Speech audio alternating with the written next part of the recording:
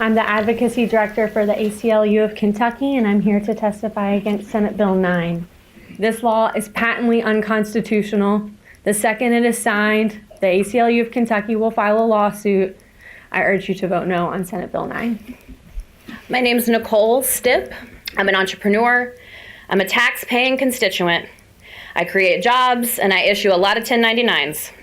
And I have had an abortion. It didn't have a heartbeat. It didn't have a face. It didn't have feelings. It was a clump of cells and tissue.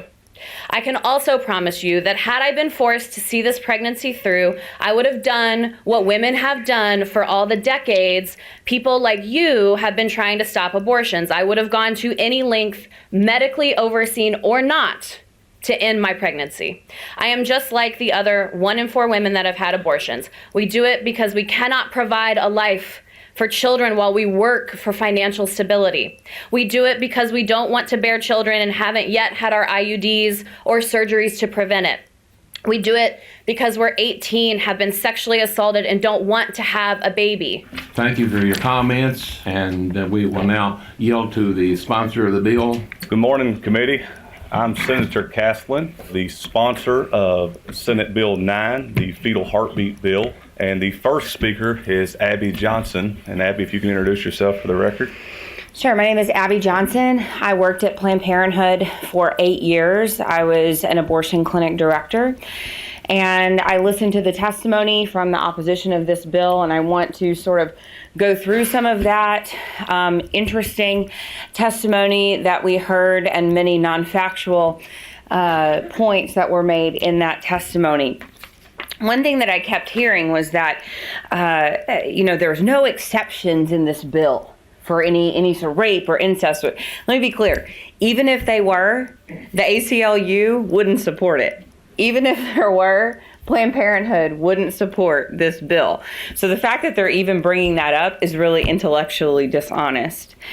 Abortion can never, on its face, be safe, because in order for an abortion to be deemed successful, an individual and unique human being with a beating heart must die. That can never be safe for that individual human life.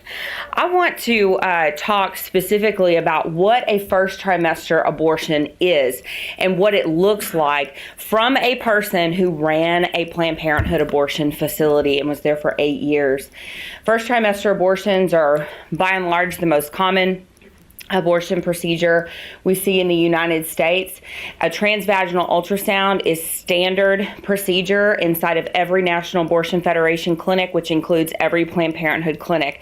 That transvaginal ultrasound is done for primarily one reason: to determine how far along the woman is in her pregnancy so that we knew how much to charge her for the abortion. After the ultrasound is performed, the ultrasound machine is rolled away. The doctor comes in, who, by the way, has no conversation with the woman before the abortion. The fact that many people say abortion should be a decision made between a woman and her doctor is laughable. There is never a time where the abortion doctor goes in, sits down with the woman, and goes over risk, alternatives, and benefits to abortion. It does not happen. The doctor starts performing the abortion. He's going to insert into the woman's uterus, into the cervix, metal dilation rods, graduated metal dilation rods. He's going to dilate the cervix enough so that he can insert something called a suction cannula. That cannula looks like a straw. It is graduated. It gets bigger depending on how big the baby is in the womb, so that the head will be able to fit through that suction cannula. He's going to insert that suction probe inside of the woman's uterus. Ultrasound guidance is not used. That is not the standard protocol inside of National Abortion Federation or Planned Parenthood clinics. He's going to take that probe and he's going to blindly poke around inside the woman's uterus until he thinks he has enough blood and tissue in a glass jar. That glass jar is going to go into a lab called the POC lab. POC in the medical community stands for products of conception. The products of conception is, of course, the baby. But you can't say baby inside of the abortion clinic. So we said POC or POC, or if the staff was feeling funny, they would say that it stood for parts of children. After all the parts were accounted for, the POC lab technician would dump everything out into a glass baking dish that sat on top of an X-ray light box, and she would reassemble the parts of the baby. Please understand me, I'm talking about first trimester abortion. Yes, there are parts. Yes, they must be reassembled. The baby is fully formed. Every internal organ is formed by 12 weeks gestation. So yes, there are parts, even earlier than 12 weeks. Once all of the parts are reassembled, that POC tech will take everything, dump it into a red biohazard Ziploc sort of bag, and those bags will go into a freezer in the POC lab that the staff jokingly called the nursery. And once a week, a biohazard medical waste company like Stericycle will come into the facility, and they will pick up all the red bags of babies where they are taken to their facility to be incinerated. That's if the abortion facility decides they don't want to just put them in their industrial size garbage disposal and grind them up and put them into the water waste treatment facilities. That is first trimester abortion.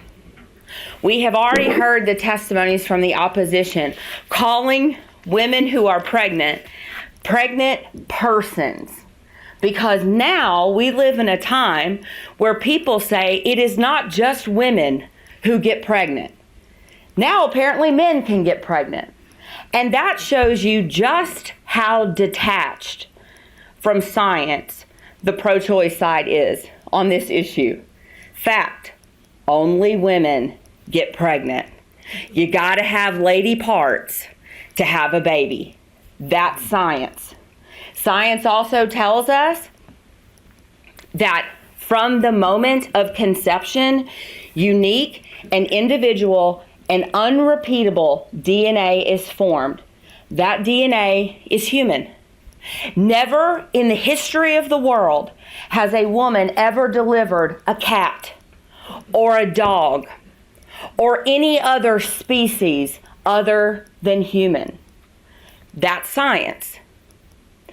Our history tells us time and time again that it is unjust to take the life of an innocent human being.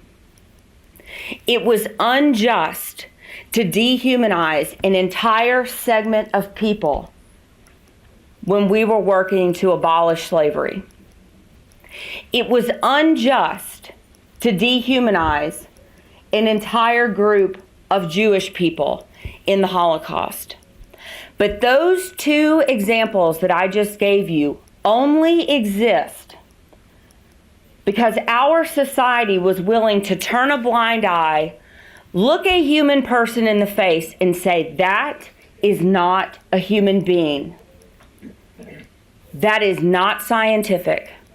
Now we are living in such depravity that there are people, like the people that oppose this bill, that are willing to say, I know it's a human being, I know it has a heartbeat, I know there is life there, and I know it is innocent, and I'm willing to kill it. We have sunk to a new low in our society. And it is time for us to rectify what we have done. So if you are a person here who has had an abortion, I encourage you to seek healing, because abortion is not normal. Taking the life of an innocent human being that is your own flesh and blood and your own DNA, it's not normal. And there are healing resources available. And to the people in here who work in the abortion industry, I encourage you to seek healing from a ministry called And Then There Were None. We can get you out of the industry, and we can get you into a line of work that you can actually be proud of. And to the ACLU, I can say affirmatively, we look forward to your lawsuit. Senator Higdon. Aye. Senator Humphreys. Aye. Senator Parrott. Aye. The bill has passed. Thank you, ladies and gentlemen. Any other comment? If not, this meeting stands adjourned.